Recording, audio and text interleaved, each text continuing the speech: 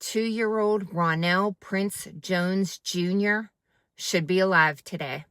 Instead, investigators believe his tiny body was buried in the woods. His mother says the nightmare began on April 10th, 2024. That was the last time she saw Prince alive.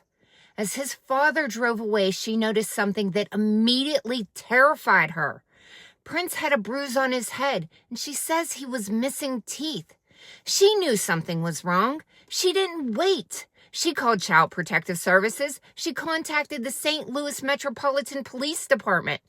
She begged for someone to check on her little boy. But according to the allegations, she was repeatedly told there was nothing they could do because there was no custody order. Her desperate pleas were treated as a civil matter instead of an emergency involving a vulnerable 2-year-old child.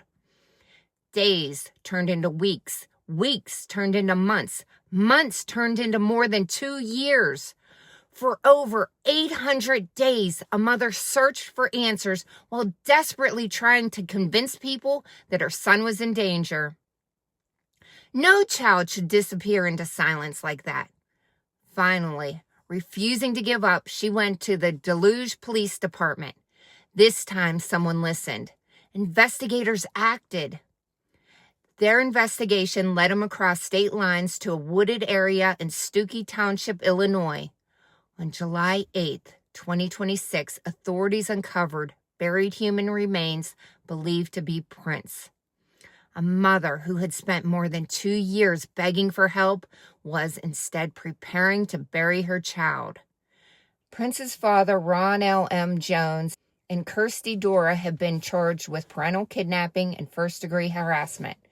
Authorities have said the investigation is ongoing and additional charges may be possible depending on the final autopsy findings. Now, the St. Louis Metropolitan Police Department has launched an internal investigation into how officers handled the mother's repeated reports after questions were raised about why her concerns were dismissed.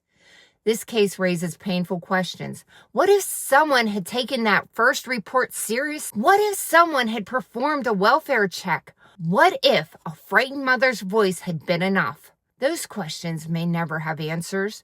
What we do know is a little boy named Prince is gone.